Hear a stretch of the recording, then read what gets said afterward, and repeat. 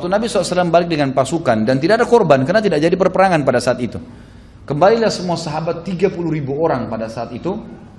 Dan pada saat tiba di Madinah, ikhwan dan akhwat sekalian, Uthman bin Affan tidak meminta, kata para ulama, satu tali kekang pun. Semua dikasih hadiah. Udah.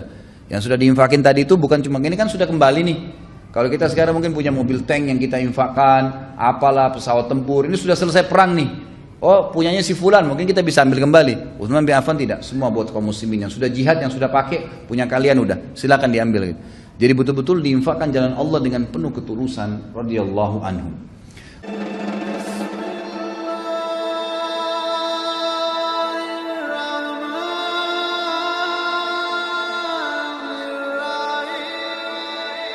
Abu Bakar radhiyallahu anhu waktu menginfakkan 4.000 dirham ini adalah harta yang sedang ada di tangannya. Harta yang sedang ada di tangannya. Beliau tidak menjual kebun kurmanya. Beliau punya usaha, gitu kan? Ada peternakan yang beliau milikin. Beliau tidak menghabiskan itu. Jadi perlu digarisbawahi karena banyak juga di antara dai-dai kita yang salah faham. Mereka mengatakan Abu Bakar mengambil semua hartanya, nggak ada lagi yang ditinggal sama sekali. Yang dimaksud ini adalah harta yang sedang dipegang pada saat itu. Jadi bukan berarti semua aset dijual, enggak. Fahamin masalah ini. Sudah terhitung berinfak di jalan Allah semua harta. Pada saat apa yang antum milikin pada hari di mana kita dibutuhkan untuk infak, keluarkan semua yang dimilikin, maka itu berarti sudah berinfak semua harta yang dimaksud di sini. Makanya aset-aset Abu Bakar tetap ada. Waktu itu ada perkebunan, ada peternakan, ada belum milikin, gitu kan? Ini perlu difahamin. Jadi di sini waktu Abu Bakar mengatakan aku meninggalkan Allah dan Rasulnya, maksudnya untuk kebutuhan hari-hari ini, ya Allah dan Rasulnya yang mengambil alih. Mungkin nanti akan ada hasil panen dari kebun saya mereka makan, mungkin mereka bisa menyembelih hewan dari peternakan saya sehingga mereka makan. Jadi ada ikhtiar Abu Bakar secara manusiawi, duniawi yang emang sudah dipersiapkan, gitu kan? Ini perlu dipahamin. Kemudian Umar bin Khattab datang dan membawa setengah hartanya. Kemudian tidak tertinggal juga Abbas bin Abdul Muttalib, paman Nabi SAW yang masuk Islam. Kemudian Talha bin Ubaidillah radhiyallahu majma'in, Abdurrahman bin Auf, dan mereka membawa 200 uqiyah. Saya ingin diberatkan dulu kalimat ini ya, 200 uqiyah. Perlu kita tahu, ya, perlu kita tahu. Kita mau tahu nih seberapa besar sih infaknya sahabat. Seperti kita kan selama ini 10.000-10.000 rupiah, berputar di 100.000 rupiah.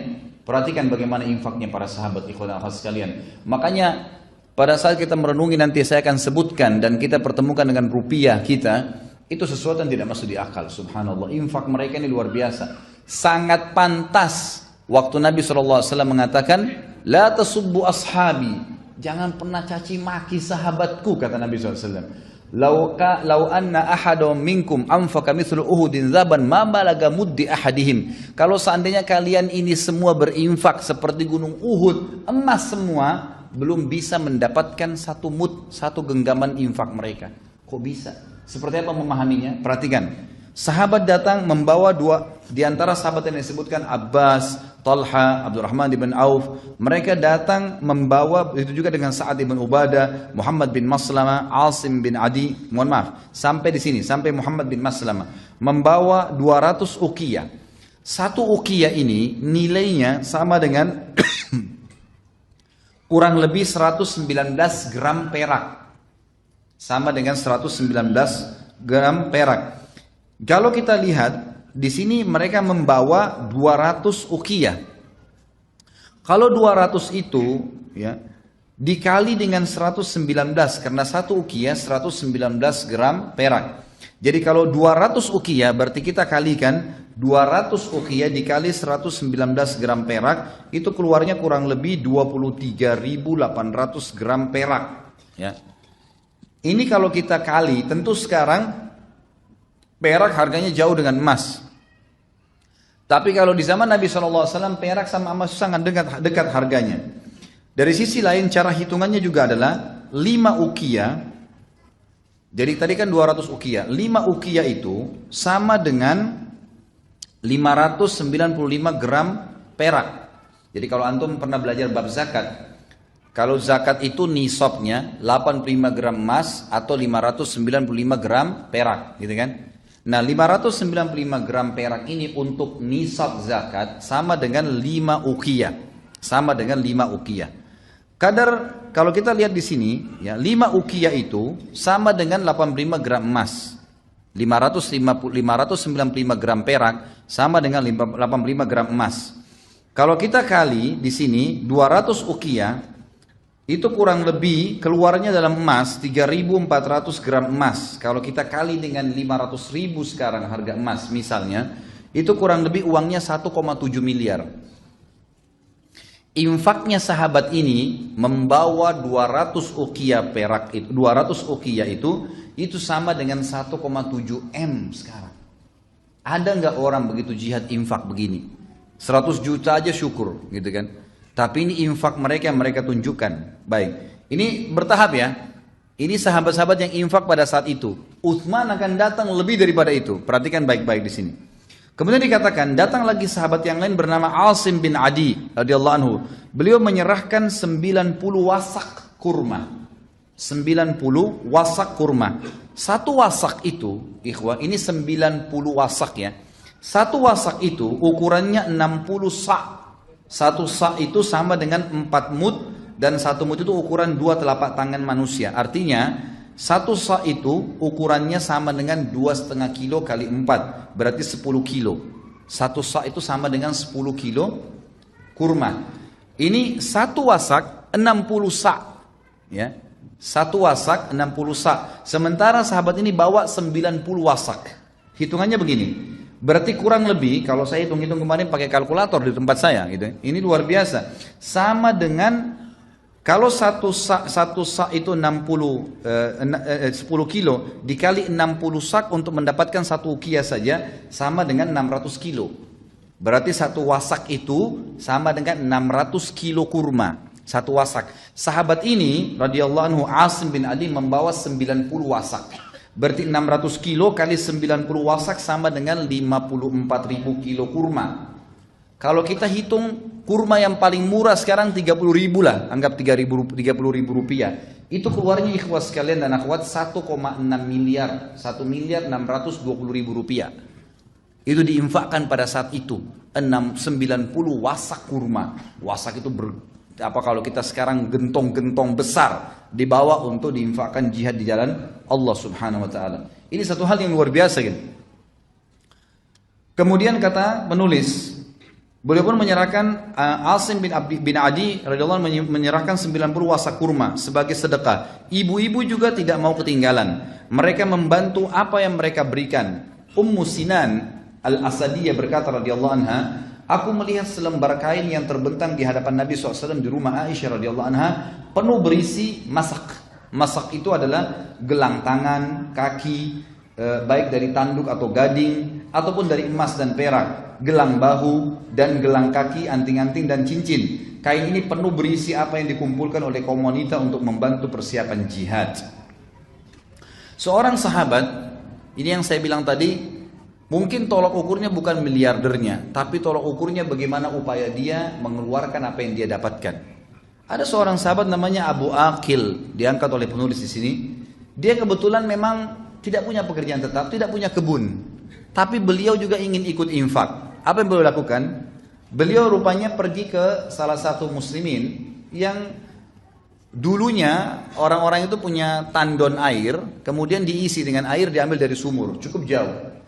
Karena dia tahu besok dikumpulkan semua infak untuk jihad atau sedekah jalan Allah Subhanahu wa taala, maka dia pun mengatakan, saya belum punya pendapatan pada hari itu, maka saya pun memaksakan diri bekerja semalam suntuk untuk menimba air, mengisi tandon-tandon air orang lain yang dibayar dengan itu dibayar dengan 2 sak kurma. Satu sak kurma tadi adalah 10 kilo. Maka satu saknya saya berikan kepada keluarga saya dan satu saknya saya berikan lagi jihad di jalan Allah Subhanahu wa taala. Yang ikhwah begini, sederhananya begini. Pernah nggak antum terima gaji 2 juta, 1 juta langsung dikasih jalan Allah, setengahnya langsung pada saat itu, tanpa ragu dan yakin dengan janji Allah. Ini bukan hal yang ringan ini bagaimana sahabat lakukan gitu kan. Semalam suntuk hasil kerjanya setengah mati nggak tidur, dikasih setengah di jalan Allah Subhanahu wa taala. Pada saat itu dikatakan Uthman bin Affan datang. Setelah sahabat semua ini berikan infaknya, datanglah tokoh kita ini radhiyallahu anhum ajma'in. Uthman bin Affan waktu dengar hal tersebut dan sudah lihat orang-orang berinfak, Maka beliau kebetulan datang dan mengantongi 1000 dinar. 1000 dinar ini langsung dihadapkan atau ditaruh di depan Nabi Shallallahu Alaihi Wasallam.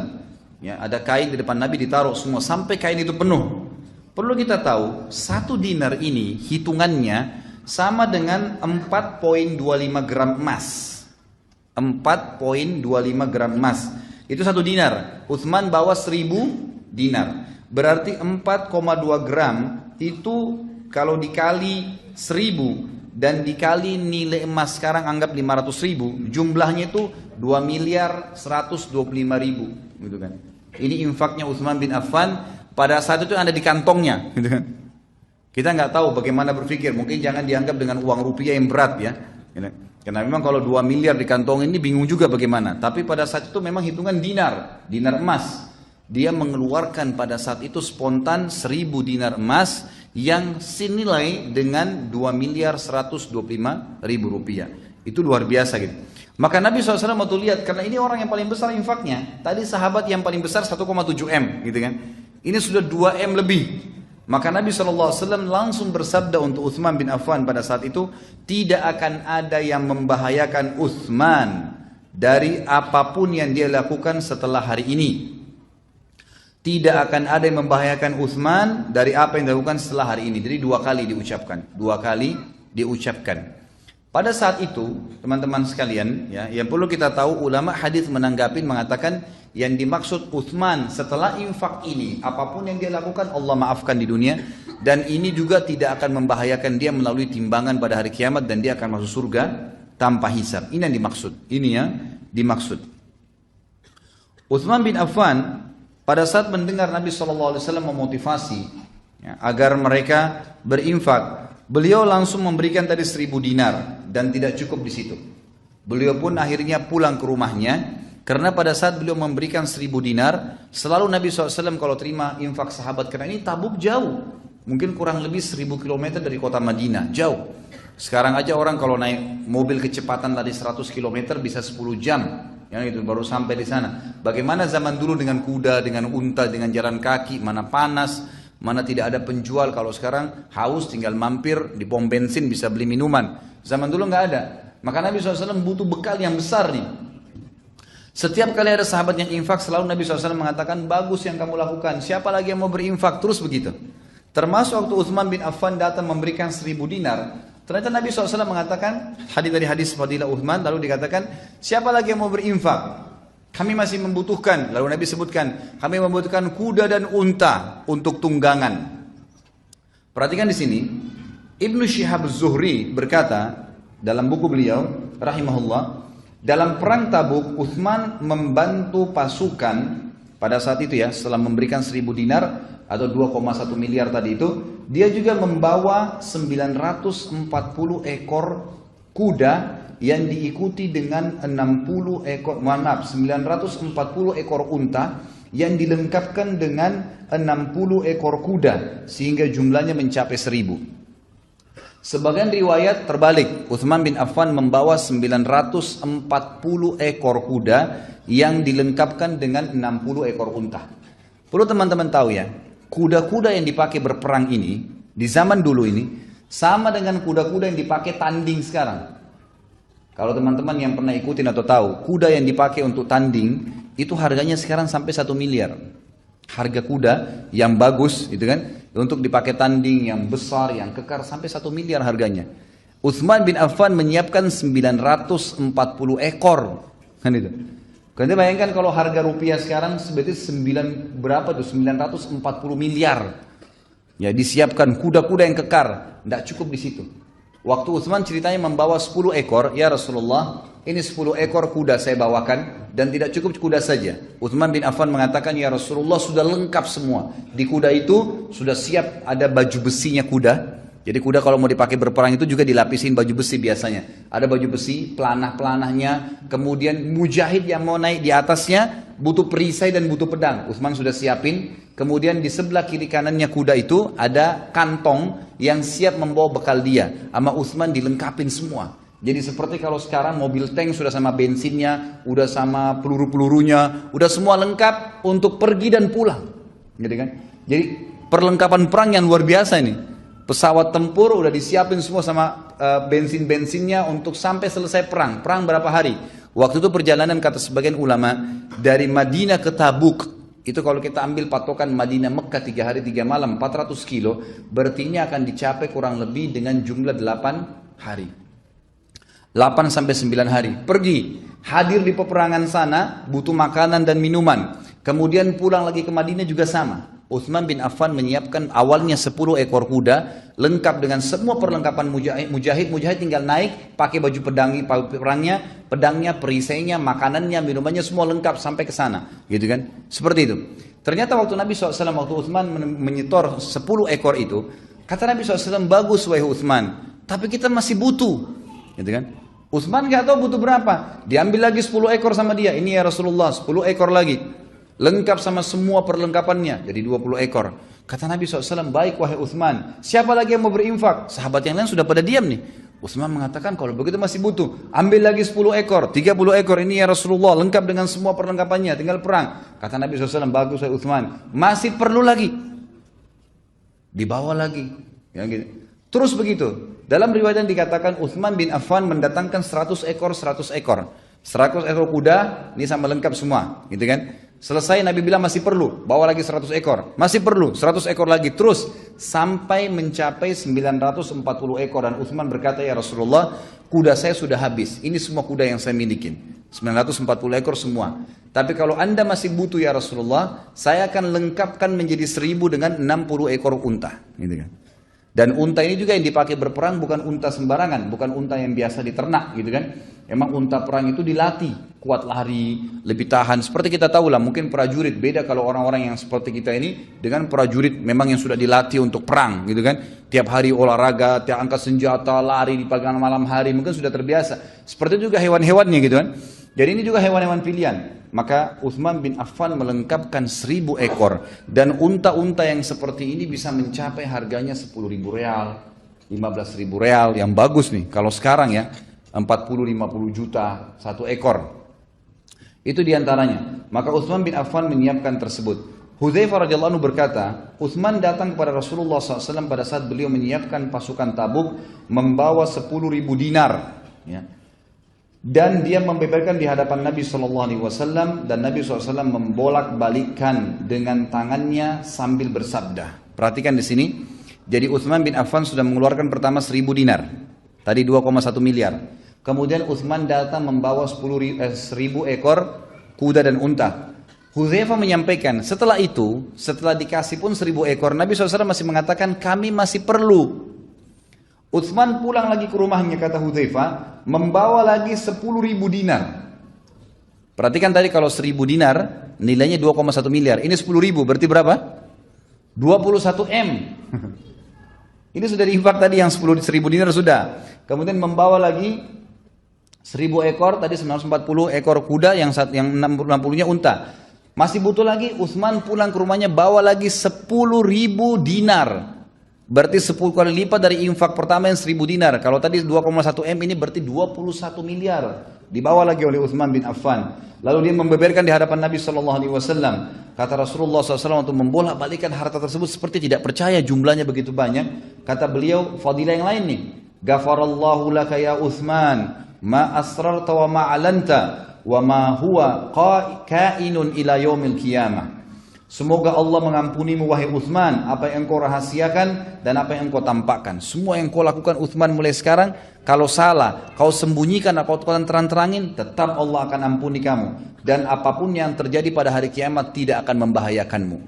Bagaimana bisa nih infak yang luar biasa? Ya, di jalan Allah SWT, bayangkan infaknya ya, tidak main-main nih. Kemudian Abdurrahman bin Auf berkata, Rasulullah SAW waktu itu melihat lagi, melihat infak ini memang, tapi sahabat, hampir semua sahabat waktu itu, ya, yang kurang lebih jumlahnya di perang Tabuk itu 30.000 sahabat yang ikut berperang, 30.000 orang. Ini berarti butuh, kalau masing-masing butuh satu kuda, butuh 30.000 ekor kuda. Kalau nggak ada kudanya gitu kan, belum makanan, belum minuman, berarti butuh persiapan yang luar biasa. Ternyata belum cukup nih. Apa kata Nabi SAW? Bagus wahai Utsman, siapa lagi yang mau berinfak? Nabi SAW masih nanya, ternyata masih kurang. Apa yang terjadi? Cukupkah sampai situ? Utsman bin Affan pulang lagi ke rumahnya.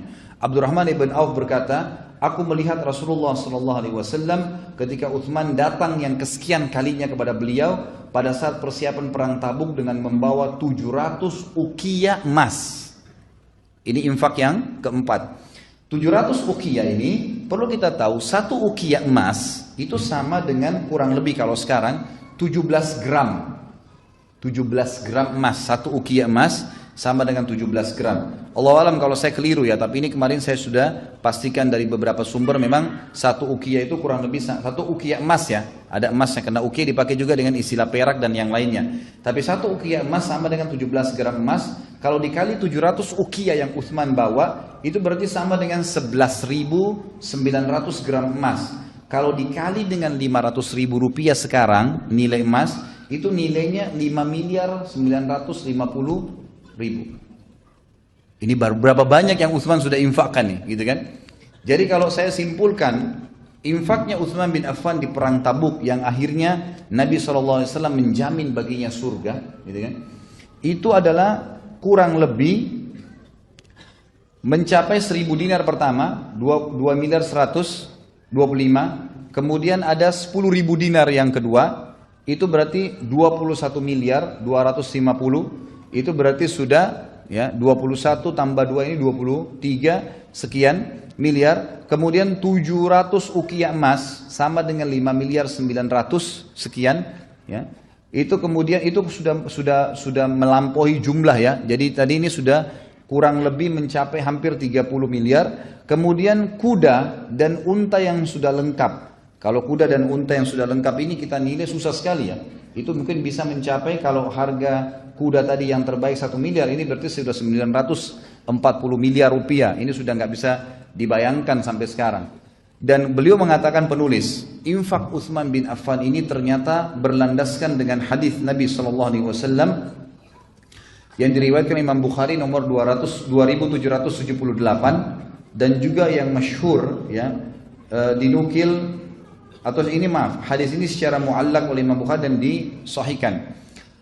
Kata Nabi SAW, afdalus sadaqat zillu fustatin fi sabilillah, au manihatu khadimin fi sabilillah, au turuqatu fahlin fi sabilillah.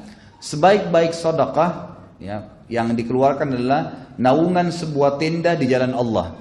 Kata para ulama di sini, Utsman bin Affan pada saat menyiapkan unta dan kuda tadi itu, berikut ada tendahnya ya. Berikut sudah cukup untuk menaungi satu orang. Atau pemberian seorang pelayan di jalan Allah. Ya, seperti kasus Ummu Hani radhiyallahu anha menghadiahkan Anas bin Malik, anaknya, kepada Nabi SAW. Dihadiahkan untuk menjadi pembantu Nabi SAW. Atau memang menyiapkan ya pegawai-pegawai atau pasukan perang yang akhirnya bergabung dengan pasukan mujahidin, itu termasuk yang paling afdal. Atau menyiapkan tunggangan unta jantan di jalan Allah Subhanahu wa ta'ala. Jadi ini peran Utsman bin Affan yang tidak terlupakan dalam sejarah radhiyallahu anhu, tentang infak yang sudah mencapai ya ratusan miliar rupiah kalau kita sekarang ya, yang sama sekali Utsman bin Affan tidak mengharapkan balasan dari situ. Bahkan disebutkan dalam hadis Bukhari bahwasanya setelah kembalinya pasukan dari Tabuk, di mana Nabi SAW mengepung Tabuk lebih daripada 40 hari, dan orang-orang Romawi tidak berani bertemu dengan Nabi SAW. Nabi SAW sengaja bermukim situ dan tersebarlah berita kemenangan muslimin. Karena Raja Romawi waktu itu tahu, dia berkata kepada para prajuritnya, jangan hadapin orang ini karena orang ini adalah seorang nabi. Kalau dia nabi benar, maka pasti kita akan kalah, nggak mungkin kita bisa kalahkan. Ya, akhirnya kita nanti dikalahkan dan dipermalukan. Kalau kita tidak lawan, maka anggap saja orang cuma berbicara, oh Romawi nggak menghadapinya. Mungkin masih ada kemungkinan, mungkin Romawi menganggap remeh mereka, mungkin Romawi memang takut, nggak ada masalah, lebih baik daripada ada korban, gitu kan? Akhirnya mereka tidak berani menghadapi Nabi SAW dan mereka meninggalkan Tabuk, akhirnya menjadi wilayah kaum muslimin. Waktu Nabi SAW balik dengan pasukan dan tidak ada korban karena tidak jadi perperangan pada saat itu. Kembalilah semua sahabat 30.000 orang pada saat itu.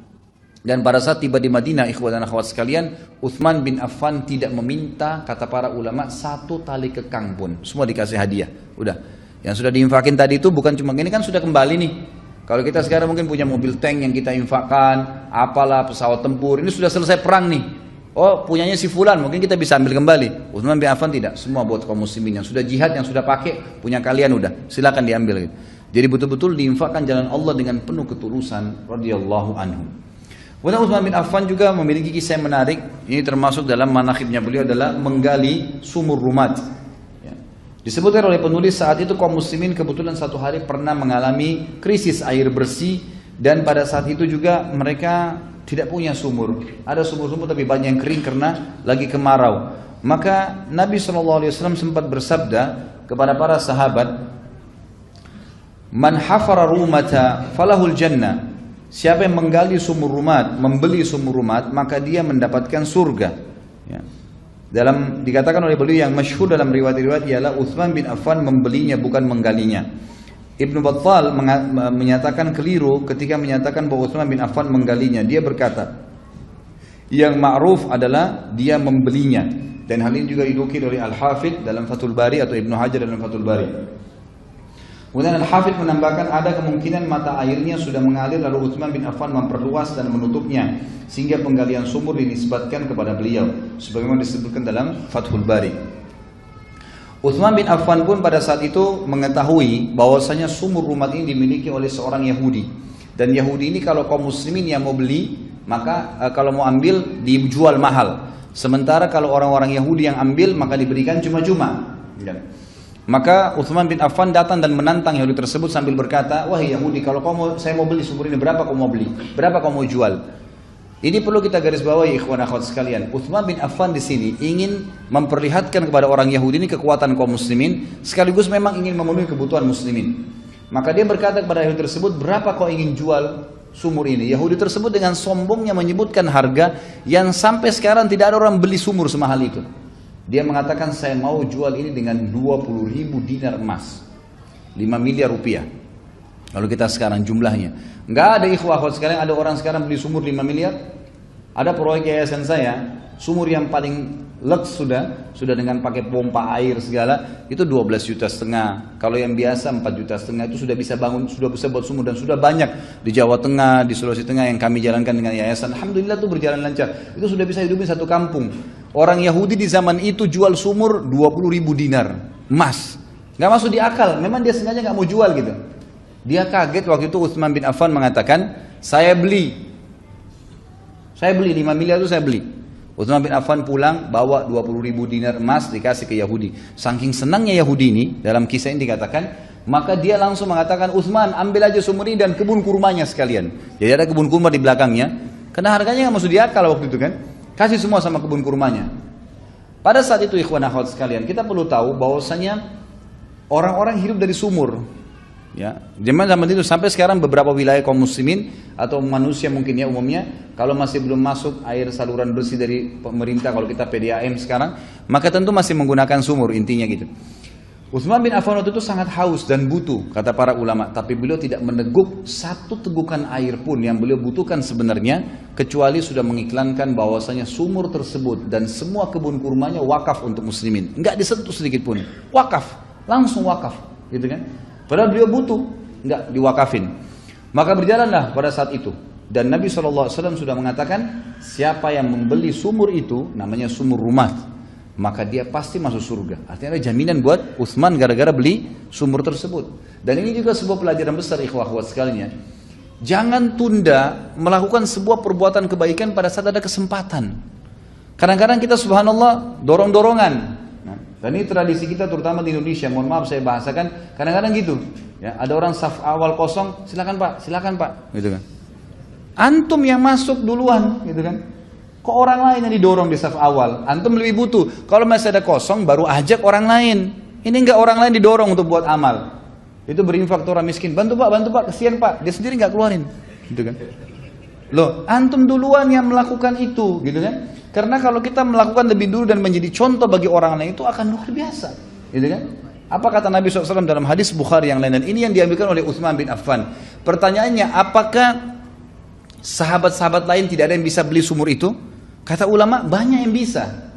Tetapi waktu Nabi SAW ucapin, yang pertama bergerak Utsman, langsung dia yang ambil alih. Dia nggak nunggu gitu. Ini yang penting ya. Akhirnya memang dialah yang merebut pahalanya. Gitu kan? Ingat pada saat hadis Bukhari yang menjelaskan, kata Nabi SAW, ada 70.000 umatku yang masuk surga tanpa hisab, gitu kan? Lalu pada saat setelah jelaskan, ada seorang sahabat berdiri mengatakan, Ukasha ya Rasulullah, doain saya termasuk 70.000 itu. Nabi mengatakan, kau dapat. Ada yang berdiri lagi, saya juga Rasulullah. Sudah nggak bisa, Ukasha sudah dahului kamu.